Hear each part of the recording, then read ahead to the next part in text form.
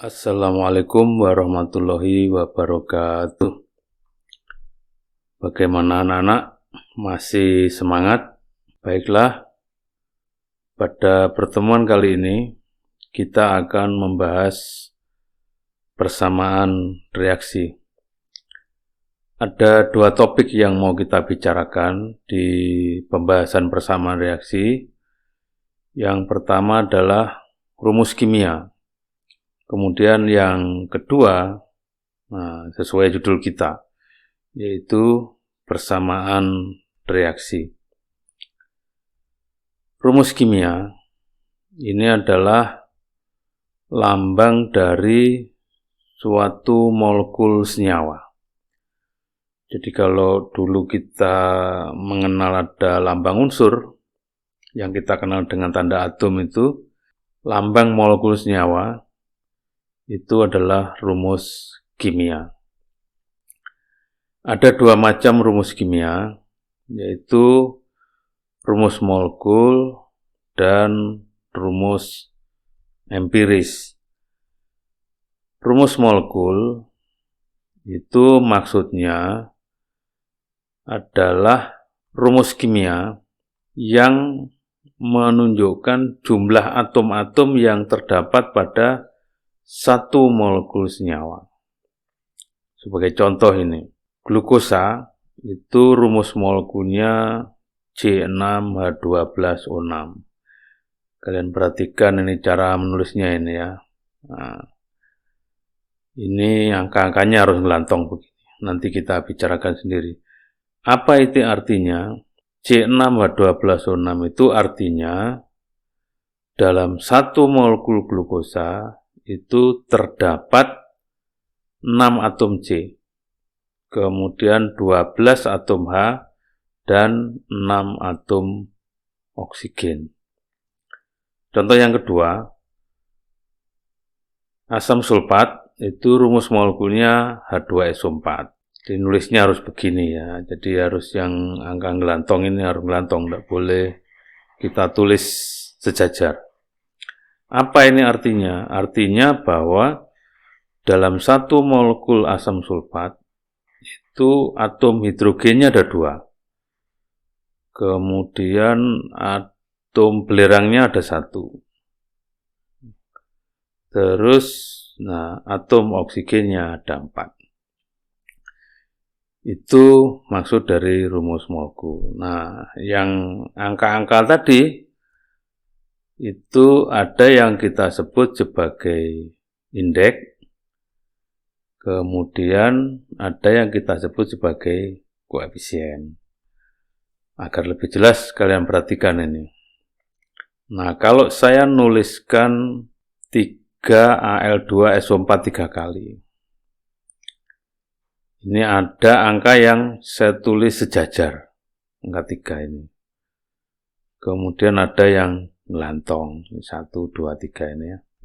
Yang angka 3 itu, 3 yang pertama yang sejajar itu kita sebut sebagai koefisien. Angka ini menunjukkan jumlah atom yang ada di belakangnya angka ini. Jadi angka ini Al ikut punya, S ikut punya, O juga ikut punya. Yang gelantong-gelantong ini apa? Jadi angka 2 ini, kemudian angka 4, angka 3, itu yang kita sebut sebagai indeks. Apa maksudnya? Indeks ini menunjukkan jumlah yang di depannya persis. Jadi kalau ini kan depannya hanya Al saja, angka 2 ini. Ini miliknya Al. S ini tidak ada, berarti dia punya 1. 4 ini hanya miliknya O saja. Kemudian 3 ini, karena yang dikasih indeks 3 itu di dalam kurung ini, berarti 3 ini S ikut punya, O ikut punya. Berikutnya bagaimana kalau kita menghitung jumlah atom-atom yang ada di tulisan ini? Tulisan 3Al2SO4 3 kali ya. Yang pertama atom Al. Ingat tadi koefisien itu menunjukkan jumlah yang di belakangnya, seperti matematika itu biasa. kemudian yang indeks ini depannya persis. Jadi AL berapa? Berarti ya 3 dikali 2, ada 6. Berikutnya S. Nah, S ini diperhatikan, ini berarti ada indeks 1 yang nggak ditulis ini. Sehingga jumlah atom S berapa? Nah, ini 3 kali 1 kali 3, karena ada dalam kurung, nah dia diberi indeks 3. Nah, dari dua contoh ini, kalian sudah bisa menghitung berapa jumlah atom O.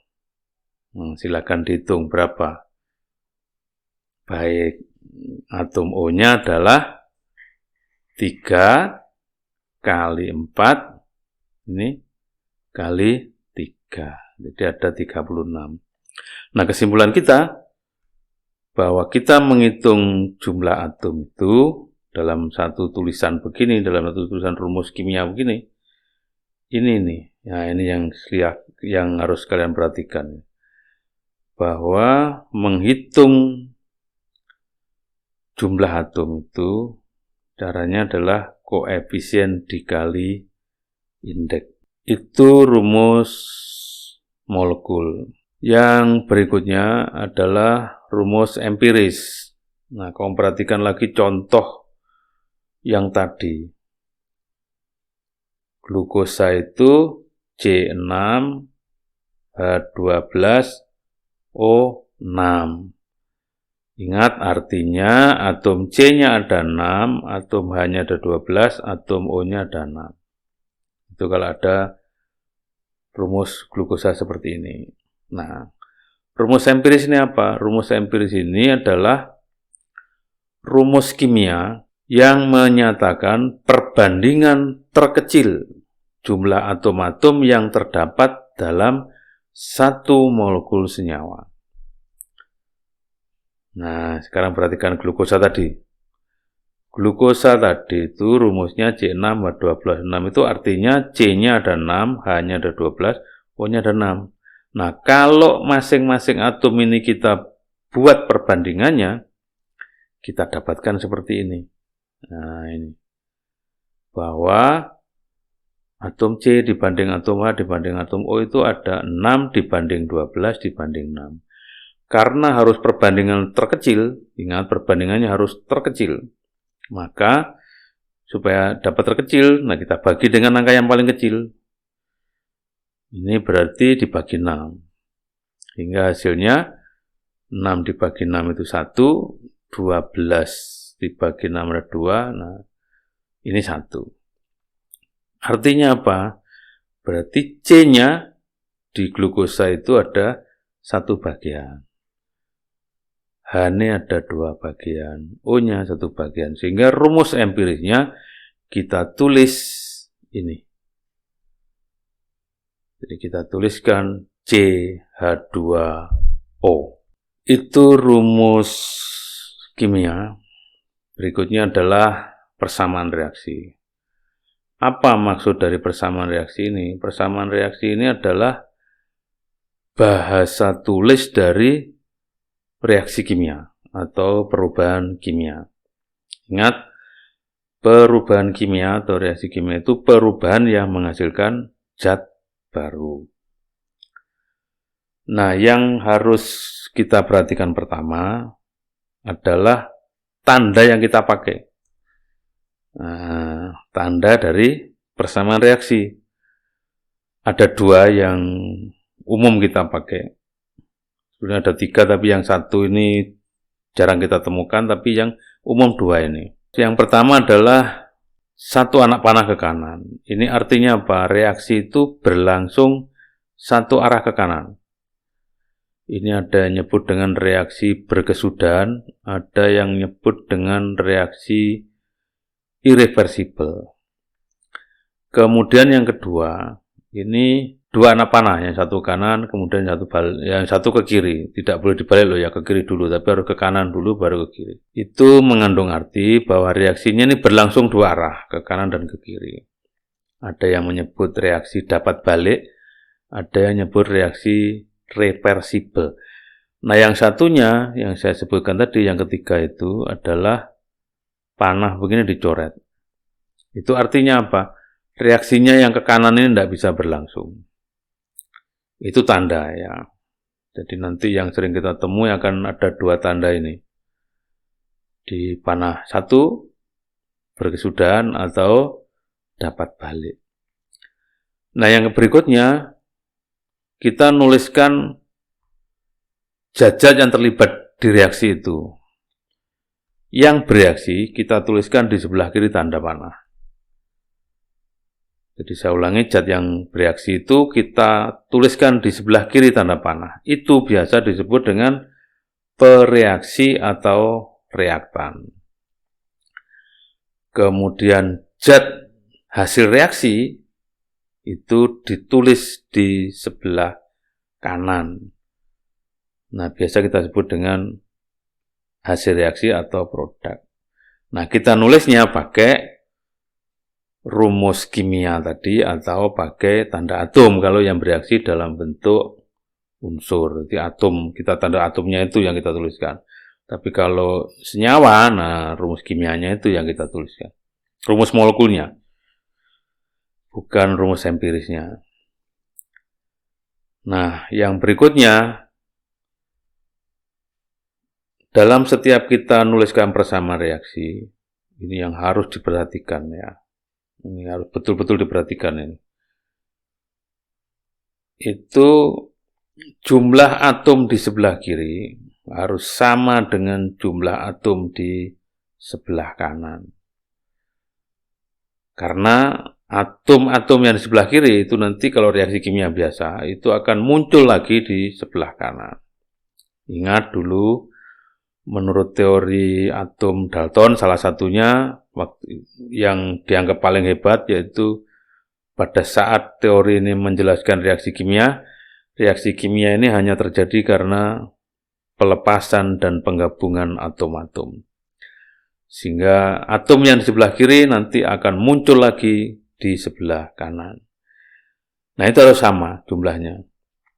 Nah, yang jumlah atomnya sudah sama itu reaksinya kita sebut sebagai reaksi yang setara. Sehingga langkah kita menyamakan jumlah atom nanti itu biasa disebut dengan langkah penyetaraan persamaan reaksi. Yang berikutnya yang harus kita tuliskan di persamaan reaksi ini adalah wujud zat. Jadi wujud zatnya kita tuliskan. Yang pertama padat, itu kita tulis dengan huruf S, huruf kecil, dari kata solid. Kemudian kalau G ini untuk gas, jadi kalau gas kita simbolkan dengan G, kemudian kalau cair ini dengan L huruf kecil dari kata liquid, kemudian larutan dalam air, jadi kalau yang kita reaksikan dalam bentuk larutan, itu kita tuliskan AQ dari kata aqueous. Itu yang harus diperhatikan pada saat kita menuliskan persamaan reaksi. Nah, berikutnya kalian perhatikan contoh penulisan ini. Nah, ini. Yang pertama, H2 dalam kurung G plus Cl2 dalam kurung G menjadi, panah ini dibaca menjadi atau membentuk HCl dalam kurung G dengan persamaan H2 dalam kurung G plus Cl2 dalam kurung G menjadi 2HCl dalam kurung G. Apa ini artinya? Artinya gas hidrogen direaksikan dengan gas klor menghasilkan gas HCl atau hidrogen klorida. Contoh berikutnya, 2H2 dalam kurung G plus O2 dalam kurung G menjadi 2H2O dalam kurung G. Ini artinya gas hidrogen direaksikan dengan gas oksigen membentuk uap air atau menjadi uap air. Nah, kenapa harus ada dua, ada yang tidak? Ini ingat bahwa kita menuliskan persamaan reaksi itu, jumlah atom di sebelah kiri harus sama dengan di sebelah kanan. Kalian perhatikan ini, H akan muncul lagi di kanan. Cl juga begitu. Nah, kalau kalian hitung, H di sini 2. Ini sekarang 2 kali 1, 2. Ini Cl-nya 1 kali 2. Nah, di sini 2 kali 1. Nah, bagaimana kita menyetarakan ini? Ada banyak cara yang bisa dilakukan. Pada pembelajaran ini saya akan memberi 2 contoh yang bisa kita lakukan dalam menyetarakan persamaan reaksi ini. Yang pertama dengan menggunakan cara coba-coba, yang biasa disebut dengan cara try and error. Nanti yang kedua pakai variabel. Nah, cara coba-coba kita hitung biasa begitu. Nah, misalnya ini, yang tadi reaksi pertama tadi, H2 plus Cl2 menjadi HCl. Ingat, tujuan kita di penyetaraan itu menyamakan jumlah atom. Sebelumnya yang harus kalian ingat, kita tidak boleh merubah rumus kimia. Tidak boleh itu. Yang boleh apa? Nah, kita merubah koefisien. Ingat kalau tidak ada, ini kan ada 1. Jadi kalau koefisien reaksi ini boleh kita rubah. Supaya apa? Supaya tadi reaksinya setara. Jadi saya ulangi, kita menyetarakan itu merubah koefisien, bukan merubah rumus kimia. Jadi H2 ya harus H2 begini. Sebelah kiri kita hitung berapa jumlah atom H-nya, di sebelah kanan juga begitu. Nah, ini kan H-nya kan 2 ini di sebelah kiri. Di kanan 1. Cl juga begitu. Ini 2, di sini 1. Sehingga supaya mudah berarti ya di sini kita kasih angka 2. Sehingga menjadi 2HCl. Bisa juga enggak begitu, tapi di sini tadi kalau ini enggak kalian kasih 2, nah di sini yang diberi berapa? Setengah, ini setengah. Contoh yang kedua ini. Nah, ini juga begitu, sama seperti tadi kita hitung di sini. H berapa, di sini berapa. Ini sebelah kiri H-nya kan 2. Ini 1 kali 2. Di sebelah kanan 1 kali 2, sudah sama. Nah, O di sini 2. Di sebelah kiri ini O-nya 2. Nah, di sini kan 1. Ada 2 kemungkinan yang bisa kita tempuh. Yang pertama ini, karena ini O-nya 2, di sini kasih 2. Resikonya apa? Kalau kita kelewatan, karena tadi H2 sama, nah ini kan malah berubah, menjadi nggak sama. Sehingga yang mesti aman, ini saja yang dirubah. Karena H tadi sudah sama, biarkan saja. Nah ini yang belum sama kan O. O di kanan 1, di sini 2. Sehingga supaya sama, di sini kasih berapa? Oke, dikasih setengah. Nah, kalau tidak mau tengan, koefisien semuanya ini kita kalikan dengan penyebut yang terbesar. Ini kan 2. Nah, penyebut terbesarnya 2. Sehingga semua kita kalikan 2. Ingat yang dikalikan koefisien. Karena kita menyetarakan itu, yang boleh dirubah adalah koefisien, bukan rumus kimia. Sehingga ini 1 kali 2 menjadi 2. Ini setengah kali 2 menjadi 1. Ini 1 kali 2. Sehingga persamaan reaksinya boleh kita tulis seperti ini. Nah, boleh ditulis 2H2 plus O2 menjadi 2H2O. Itu cara yang coba-coba atau try and error. Nah, yang kedua, cara tadi kita menggunakan variabel. Variabelnya siapa ya? Variabelnya koefisien yang mau kita cari ini, kita rubah dalam bentuk variabel. Misalnya kita pakai A, B, C misalnya. Maka H2 kita tuliskan sebagai A koefisiennya. Kemudian Cl2B. Terus HCl C begitu. Nanti kalau reaksinya ini ada lagi plus berarti ya kita D. Kalau ada lagi E begitu. Tinggal begitu saja. Kemudian seperti tadi, nah, langkah berikutnya kita menghitung jumlah atom yang ada di reaktan dan di produk. Misalnya H di reaktan kan A kali 2. Ingat A kali 2 itu nulisnya 2A, tidak boleh A2H. Terus di sebelah kanan, di sebelah produk ada C kali 1. Nah, ada C. Terus yang berikutnya, sudah kita hitung. Nah, Cl.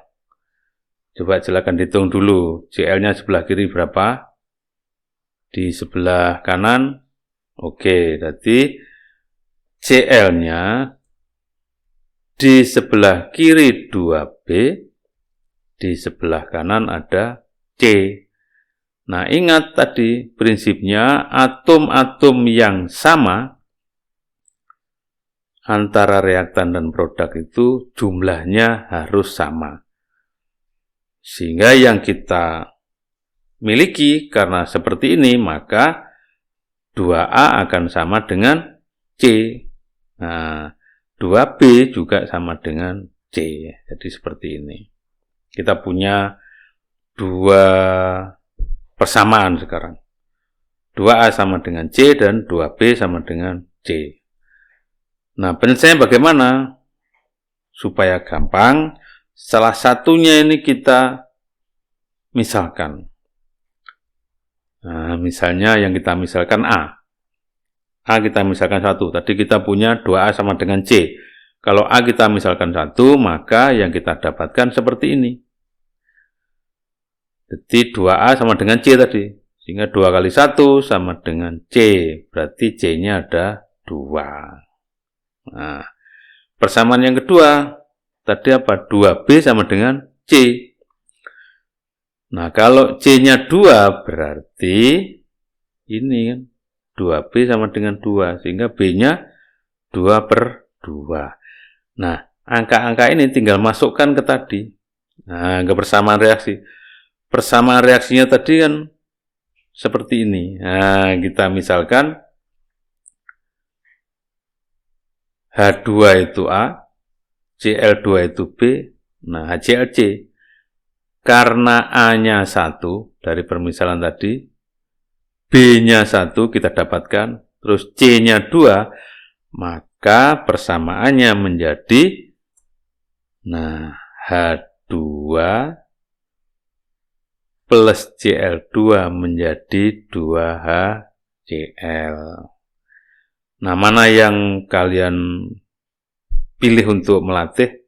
Silahkan dipilih sendiri, mana yang termudah. Untuk memperdalam pemahaman, silahkan dicoba dua reaksi ini.